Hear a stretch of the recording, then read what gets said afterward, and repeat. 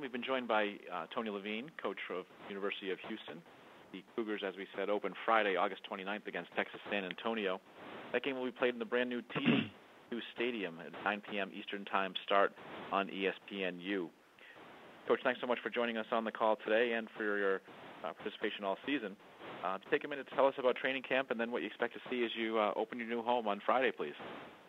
Well, we're looking forward to being back on campus, certainly. There's a lot of excitement surrounding TD Stadium, and we were able to get in it for the first time Saturday evening. Went over there and spent about 45 minutes or so just kind of getting used to the new stadium and where the locker room is, where we're going to enter, and ended up doing what we call a mock game. Came out and did our pregame routine, and then we had about a 30-minute situational script where we did substitutions and personnel packages and special teams, and then we ended up doing some kicking game situational stuff afterwards, and saw the ball under the lights when it's dark outside. So again, I think our young men have been working extremely hard, and I think we've seen improvement on a daily basis throughout the course of training camp.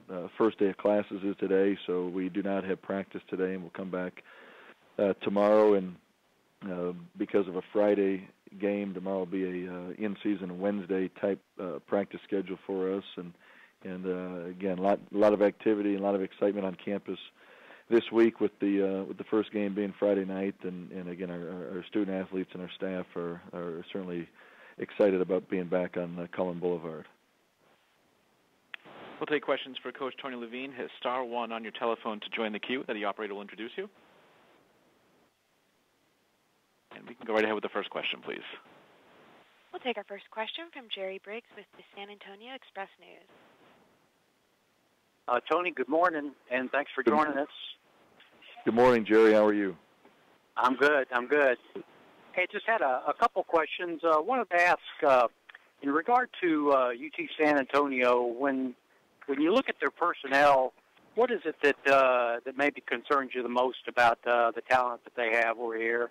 And the second part of the question, just wanted to ask about one of your guys, Gavin Stansberry, how he's been practicing, and kind of what kind of year you expect this year from Gavin.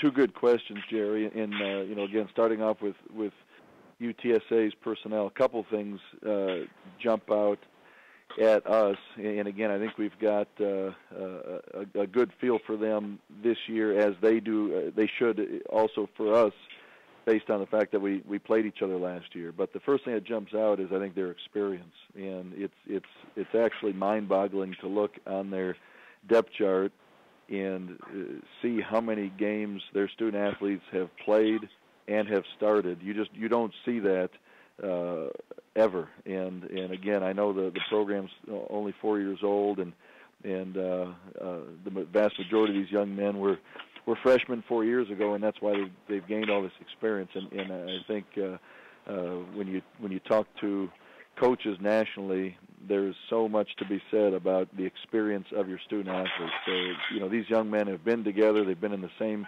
systems on offense, defense, and special teams. And as you look and watch video of UTSA from 2012 to 2013, you see the same young men out there, but you see vast improvement, and you see their comfort level in what they're doing, and knowing and really knowing what the coaches are expecting.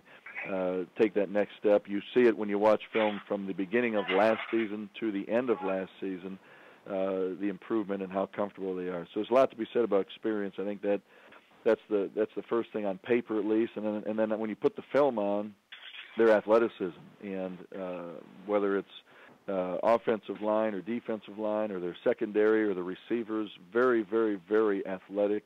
They've got great speed, and I think when you have the combination of athletic student athletes being well coached, which they certainly have a tremendous coaching staff there and are extremely well coached. And again, not so much.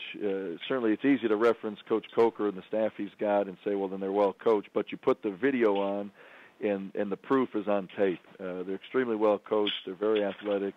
Again, certainly no accident that they won 7 games last year, won their last 5. So it's a confident group. You can see it on video very, very easily. Gavin Stansbury is doing a great job. He's been here a little over a month in our program, and fits right in. Our student athletes welcomed him with open arms. Had a prior relationship with a couple of our young men. Just that Gavin's from Louisiana. We've got some young men that knew him from their days in high school, and is doing a great job. He's working extremely hard, and has really picked up our defense extremely quickly, and is not that he was not in good shape, but he's practiced himself into, I think, game shape, and I look forward to seeing him have I think what should be a productive season. Okay, thank you, Tony. Thank you. And we'll take our next question from Joseph Duarte with the Houston Chronicle. Good morning, Tony. Good morning, Joseph. How's your wife doing? Doing great. Still waiting. Still waiting. All right, keep everyone posted, will you, please? Thank you. Appreciate it. Wanted to ask you, just this is the first of several non-Saturday games you'll have. When you looked at the schedule and you prepare, has it changed a lot in terms of not having those traditional Saturday games and being able to get into a normal week, so to speak, preparation? And ask the question one more time. I'm sorry. No, just with the so many non-Saturday games that you play this year, hard to get into preparation for a normal week. Just considering how many, I believe it's 8 Saturdays that you're not going to be playing this season. Yes, and again, we try to look at everything within our program as a positive, and we try to approach each season with a little bit of a chip on our shoulder, and we talk about adversity and facing adversity all the time, and we're going to face adversity in every game. We're going to face adversity outside of games in our student athletes and our staff in their lives, and so when we look at the schedule, it kind of helps us. I don't know if stay focused is the greatest phrase, but sometimes if you get in too much of a routine, things can get you can get complacency. So when you have a shorter week or a longer week, I think it starts with the coaches first, and it gives you an opportunity to make sure you're on top of the itinerary and keeping yourself focused. And I think change can be good as well. So it's something that we can kind of hang our hat on. I go back to last season, and not having a true home stadium and being off campus, and that kind of ended up being fun for us because it gave us something to continue to talk about and again kind of motivate us, if you will, and it'll be no different this year. We got some short weeks, we've got some extended weeks, we've got some weekday games where if we play Thursday, Friday, our student athletes will have a day or two off over the weekend that follows the game. So